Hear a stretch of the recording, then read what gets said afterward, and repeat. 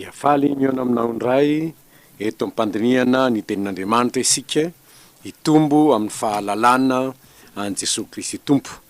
Efa averimberina matetika ny asaribidiny zany hoe mitombo amin'ny fahalalana ny tompo izany satria sady mampitombo ny finoantsika azy zany, mampitombo koa sy manatsaratsara kokoa hatrany ny fifandraisantsika aminy. Ary zany ny falintsika mana zao fotoana zao azotsika miara-mandinika ny tenin'Andriamanitra mba azahoantsika mahafantatra lalindalina kokoa hatrany ny amin'io Jesosy Tompo io. Koa de miarabanao tratra zao fotoana zao zay rahantsika manatanteraka izany fitombona amin'ny fahalalana ny tompo zany. Ary noho izany dia iara-misaotra ny tompo isika alohan'ny andiniantsika ny momba ny Kristy Jesosy. Ivavaka isika ary. Tompo, tinay ny saotranao no ny tombontsoa ananay afaka iara-mandinika ny teninao mba hitombonay amin'ny fahalalana tsaratsara kokoa hatrany any Kristy Jesosy tomponay. Misaotranao zay fa na dia tsy tanteraka aza de omenao tombonandro tompo, omenao fahasalamana, omenao finiavana ihany koa iaino ny teninao, famindram-po avy aminao zany, fitiavana avy aminao zany. Koa de misaotra anao zahay, mangataka aminao ary zay kehitriny, ianao fanahy masina no anazava ny sainay, ianao no ampianatra anay, ary ny mpanomponao zay hitarika zany dinidinika sy fampianarana izany de hianao mihitsy no ampiteny azy tompo mba ho takatray zay tianao ambara, ary de ho voninahitra sy anaranao Andriamanitro ny fitombon'ny fahalalànay any Kristy zanakao. Amin'ny anarany nanaovanay izany vavaka izany. Amen. Teo aloha sika dia efa nandinika ny amin'ny Jesosy Kristy. Anio sika dia handinika ny anaran'i Jesosy anankiray indray dia ny hoe zanak'olona. Ny anarana anankiray zay nahafantarana an Jesosy teto amin'izao tontolo zao koa dia ny hoe zanak'olona. Ary miverina imbetsaka ao amin'ny testamenta vaovao indrindra izany. Azontsika mehezana azy anefa zay voalaza ao amin'ny Matio. Koa dia ao amin'ny filazantsarany Matio no andraisantsika ny fianarana an'io. Tsara nefa ny manamarika fa ny teny hoe zanak'olona de fa hitantsika any amin'ny testamenta taloha, any amin'ny Daniel toko 7 de ahitantsika izao voasoratra zao amin'ny andininy 7:12. Ary mbola nahita tamin'ny fahitana tamin'ny alina ihany aho, ary indro nisy toy ny zanak'olona avy tamin'ny rahony lanitra, ary nakeo amin'ny fahagolo izy de napanekekeny teo anatrehany, ary nomena fanapahana sy voninahitra ary fanjakana izy mba hanompoan'ny fokom-pirenena sy ny firenena ary ny samihafa fiteny rehetra azy. Ny fanapahany dia fanapahana mandrakizay ka tsy ho tapaka, ary ny fanjakany tsy ho rava. Fahitana ny menan'i Daniel no momby zany, ary raha mijery sika amin'ny Daniel toko 7 de ireo fanjakana ifandimby teto amin'izao tontolo zao no ambarany, ary ny fanjakana farany ambarany eto dia ny fanjakan'ny zanak'olona. Ary io zanak'olona io de tsy afakory fa Jesosy Kristy.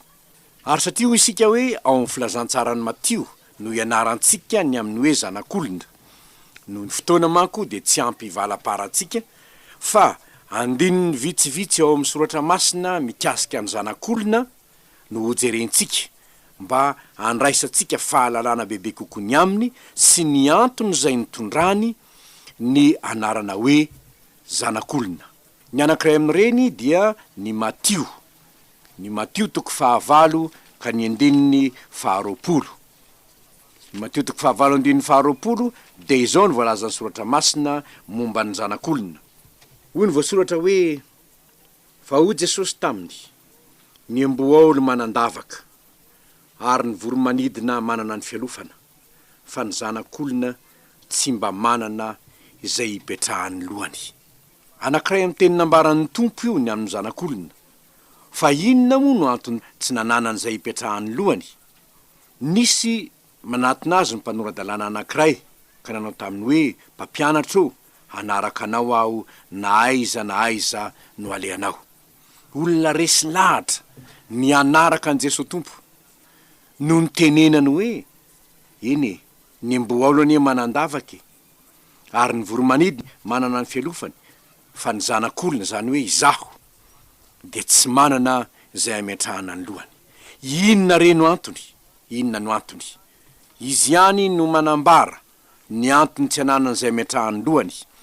Hoy izy eo amin'ny Matio antoko faharoapolo, Matio toko faharoapolo, hozy hoe ny zanak'olona tsy tonga mba ho tompoina fa mba hanompo ka hanolotra ny ainy ho avitra isolo ny maro. Jesosy Tompo teto am'izao tontolo zao dia nanana toetra na mpanompo, tonga hanompo izy. Ary raha mamaky ny tantarany isika de tena hita mihitsy izany finiavany hanompo ny hafa izany. Ary nisy aza ndray andro ndray mandeha tsy afaka nihina-kanina akory izy de neverin'ny fianakaviany hoe efa misy fahavoazana mihitsy agnambo le Jesosy io, tsy mahalala mba miala sasatra. Ny Tompo Jesosy anefa raha teto ambonin'ny tany de nanome fomba fiainana alain'ny olona tahaka. Ary inona zany fomba fiainana alainy tahaka zany? Ny fanatanterahany ny sitrapon'Andriamanitra. Ary ny sitrapon'Andriamanitra ny tanterahiny dia tonga mba hanompo izy. Ary zany fanahy manompo izany no fanahy ny ainan'i Jesosy Kristy teto ambonin'ny tany. Ary satria Kristy Tompo ny modelin'ny kristianina dia tokony hananantsika koa zany fanahy manompo ny hafa izany. Ary tsy vitan'izany ihany fa araky ny voalaza amin'ny Mateo faharoapolo ny valo amby roapolo andiny hoe hanolotra ny ainy ho avitra isolo ny maro. Ny anarana hoe zanak'olona nentiny manko dia manapirofo fa tena tonga olombelona izy. Tena tonga olombelona izy. Ary raha ny soratra masina njerena amin'ny andininy hafa de lazainy hoe Adama faharoa izy. Tena tonga olombelona. Ny antony dia mba hanavitra ny olombelona. Raha ohatra mantsy izy ka nijanona ho fanahy tany an-danitra fa tsy tonga zanak'olombelona de tsy afaka nanolotra lay ranon'ny fanekena vaovao hisolovoina ny mpanota izy. Efa nodinitsika teto ny amin'ilay fanekena ny fanaovan'Andriamanitra tamin'ny zanany tany an-danitra taloha na nitondrany ny nofo mahazanak'olona azy de efa nisy Jesosy Tompo. Fa saingy mbola tsy nitondra ny mahazanak'olona azy izy, mbola tsy nateraka ho nofo izy, nefa tsy maintsy tonga olombelona izy mba hisolovoina ny mpanota. Ka raha milaza sika hoe zanak'olona Kristy, ny tena zava-dehibe amin'izany dia ny nahatongavany hanompo ny olombelona nefa koa hanolotra ny ainy hisolovoina ny olombelona. Zavatra hita matetika amin'ny toeran-tsamihafa eran'izao tontolo zao ny fanaovana sorona. Rehefa mivavaka ny olona na manao mangatapitahina am'izay heverino Andriamanitra ny olona dia manolotra rahambiby, rahamborona, reny rehetra reny dia nataony mba hahazahoana fihavanana amin'ilay heverino Andriamanitra ivavahany. Ary na amin'ny testamenta taloha de tahak'izany ihany koa nitondra ny ranon'ny fanekena teo amin'ny alitara, nitondra biby natao fanatitra mba hahazahoana fihavanana tamin'Andriamanitra. Fa saingy rehefa tonga ny fanekena vaovao, ilay Kristy zanak'Andriamanitra tany an-danitra dia nanjary zanak'olona. Ary raha nanambary zany ny anjely tamin'ny Maria de nilaza izy fa ny masina izay haterakao ho tonga olombelona, ho tonga zanak'olona dia tena zanak'Andriamanitra, zanaky ny avo indrindra. Saingy tsy maintsy tonga zanak'olombelona izy mba hisolovoina ny olombelona, mba hanompo ny olombelona. Zavatra anankiray zay tokony ho tsarotsika ny mahazava-dehibe ny nahatonga nofo any Kristy de izao. Raha ohatra isika milaza hoe tsy afaka tena ahafantatra ny fahorian'ny olombelona Jesosy, marina zany, raha tsy tonga olombelona izy, fa tonga zanak'olona mihitsy izy, ary nalaim-panahy tamin'ny zavatra rehetra saingy tsy nanota. Nahalala noana izy, nahalala reraka izy, nahalala vizana izy, nahalala nalahelo izy, nahafantatra ny tomany izy, nahafantatra ny zavatra rehetrarehetra ny ainany ty nofontsika ity, de ny ainany tokoa tena mahalala ny zavatra manjoantsika izy. Nanao experience na nanana traikefany amin'ny maha olombelona izy, ary izany ny mahazava-dehibe ny azontsika matoky azy hoe raha malahelo azo aho, na mitomany azy aho, na mizavatra mitsanga amiko zao ka mampanao zao ahy, dia zavatra efa niatra tamin'ny nofon'ny tompo zany. Hany ka afaka tena mahatakatra ny halali ny alahelom-ponao ny tompo, satria efa tonga nofo izy. Ny anankiray koa anefa ny tena nahatongavany nofo dia hanolotra ny rano ny fanekena vaovao mba hitondra famelan-keloka ao antsika, ary zany na zanak'olona azy, saingy na de zanak'olona azy izy, ny tenany zay tonga nofo de tsy nanota tahaka antsika, satria tsy nanota Kristy, tsy teraka tamin'ny ota koa izy tahaka antsika olombelona nateraka tamin'ny ota, satria ny niteraka azy de olombelona, saingy fanahy masina no nana masina ny ra tao amin'ny Maria. Hanka rano amasin'ny fanahy masina ny rano ny zanak'Andriamanitra, ary noho izany raha masina, raha tsy misy ota, rano diovon'ny fanahy masina ny ranon'ilay zanak'olona, zay izy vao afaka ny solovoina ny mpanota. Fa raha ohatra raha mpanota ihany de tsy nahasolovoina ny mpanota izany. Ny nahoana moa ny ranon'ny biby na ny ranon'ny vorona zay natao fanatitra fahizay no neken'Andriamanitra tamin'ny taloha, satria ny biby sy ny vorona dia tsy nateraka tamin'ny ota tahaka ny zanak'olombelona. Ny biby sy ny vorona de tsy nandova nofo na mido andevon'ny ota tahaka ny nofo ny Adama sy Eva sy ny tarana ny taty aoriana. Ary zany nahatonga n'Andriamanitra hoe raha ohatra ka anao fanatitra ianareo ny ran'ireny biby ireny zay raha tsy nandova ota no isolovoina anareo. Fa ny zavatra anankiray zay tiantsika ho tsipina indrindra de ny asaribidiny nanekeny Jesosy ny tondra ny anarana hoe zanak'olona.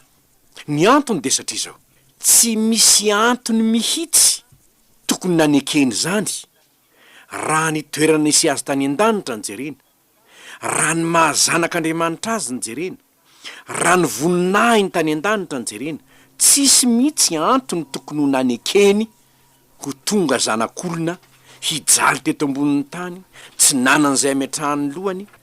Raha mieritreritra ianao ny hoe tamin'ny andron'i Jesosy tompo, asa mba hitanao ve ny hoe nitaingina izy na de ny soavaly aza, afa-tsy lay ampondra ny tengenany, zana-biriky ny tengenany ny ray andro mba ho fanatanterahana ny teny faminaniana, fa ny fiainan'i Jesosy de laniny tamin'ny fampiasana ny tenany sy ny nofony hanompo ny olombelona, hitory ny tenin'Andriamanitra, hanasitrana ny marary, tsy nanazay ametrahany lohany akory izy. Nefa ambonin'izany ho isika teo dia ny anolotra ny ainy, anolotra ny rany mba ho fanavotana antsika, izany ny zanak'olona azy. Averiko indray fa raha zanak'Andriamanitra fotsiny izy, nitoetrany tamin'ny mahazanak'Andriamanitra azy tany an-danitra izy fa tsy tonga zanak'olona, de tsy afaka ho namonjy antsika izy, satria tsy nisy lay rano ny fanekena vaovao zay arotsaka ho an'ny maro ho famelan-keloka.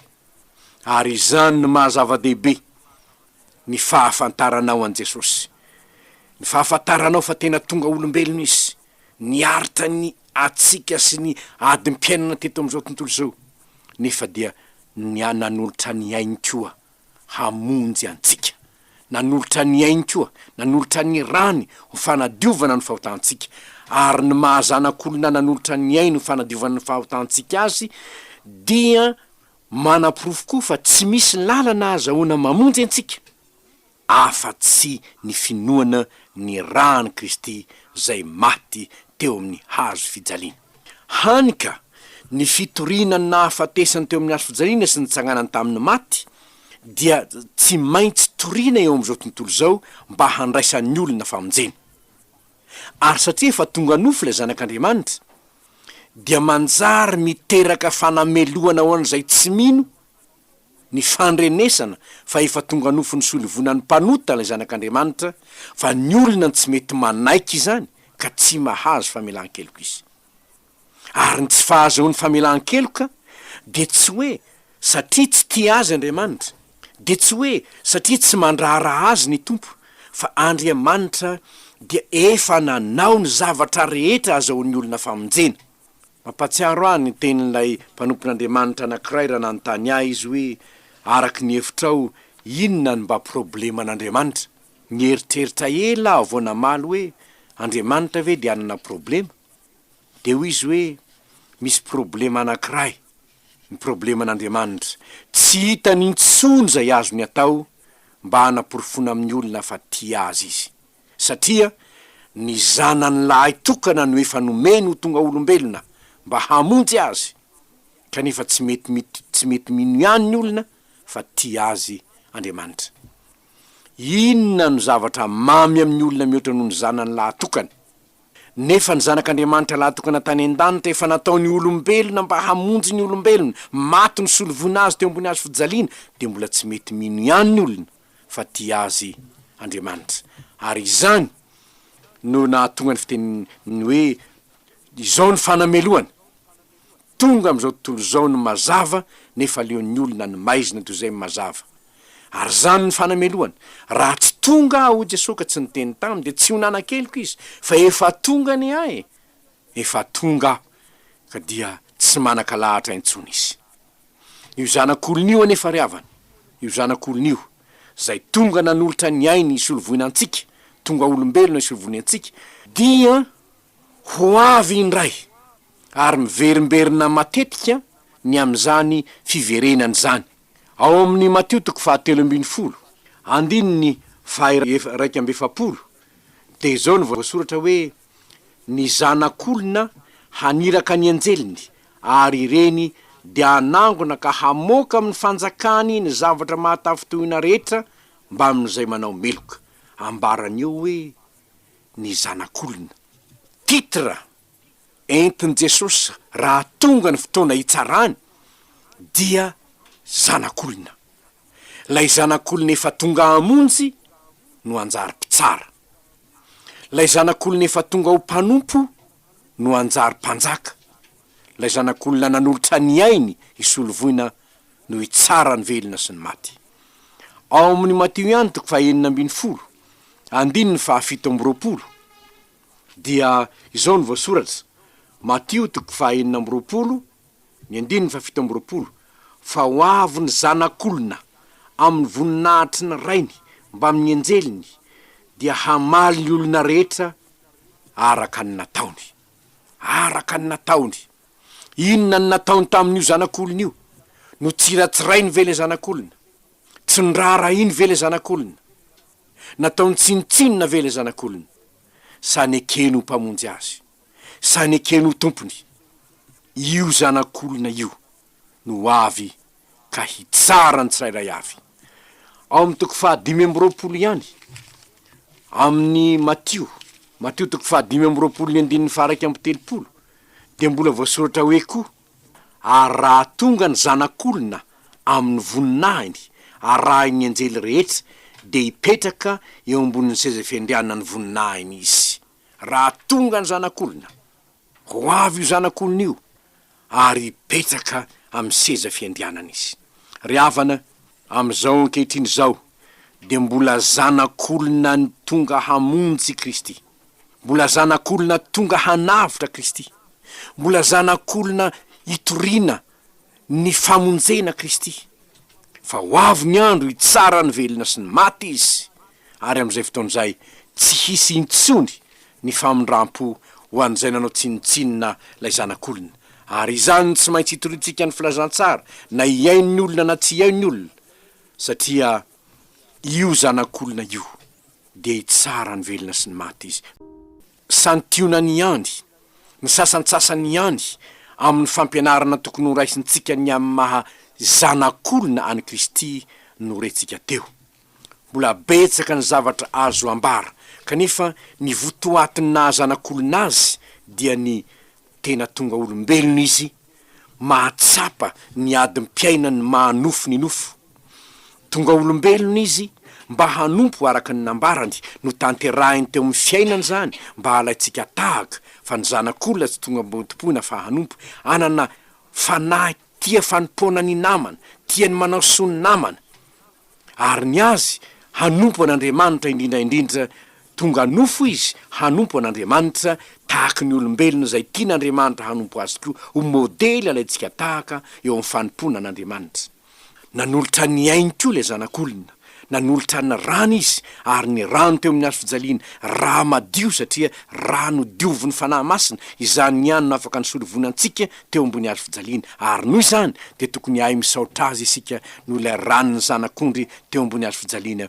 Tsy misy mahasolo azy, ary tsy azo soloana intsony zany na azo ampina raha hafa, ary izany ny mahatonga antsika ho sarotiny.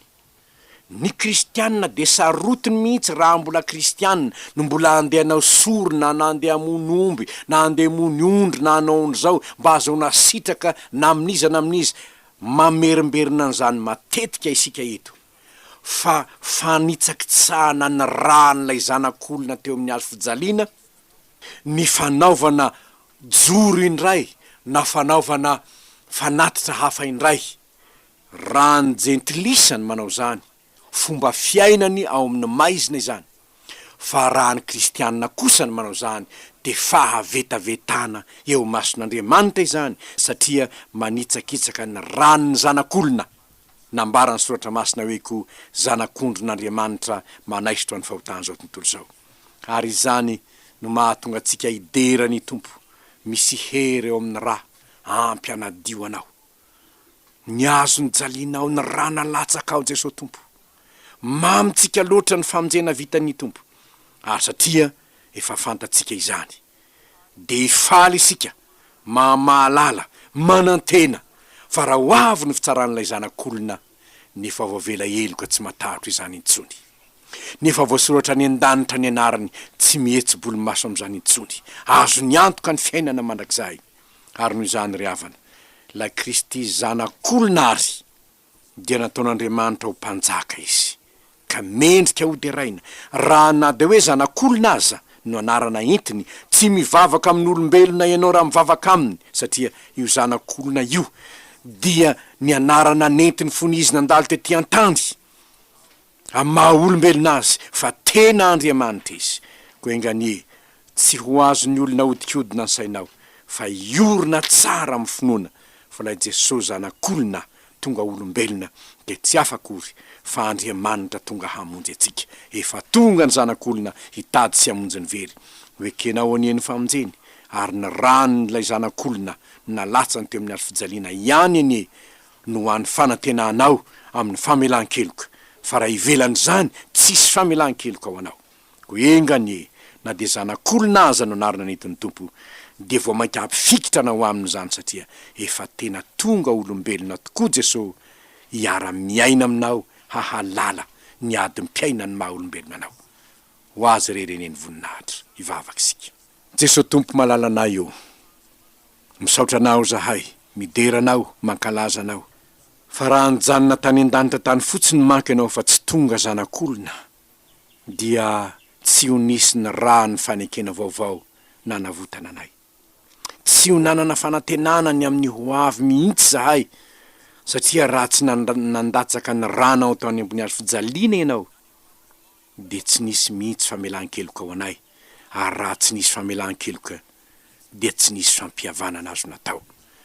Nefa noho ny famondram-ponao, de nanaiky anao Jesosy Tompo, ho tonga olombelona hamonjy anay, hiara-miaina aminay, ahatsapa miady mpiaina ny nofo aman-draha, misaotra anao anefa zahay.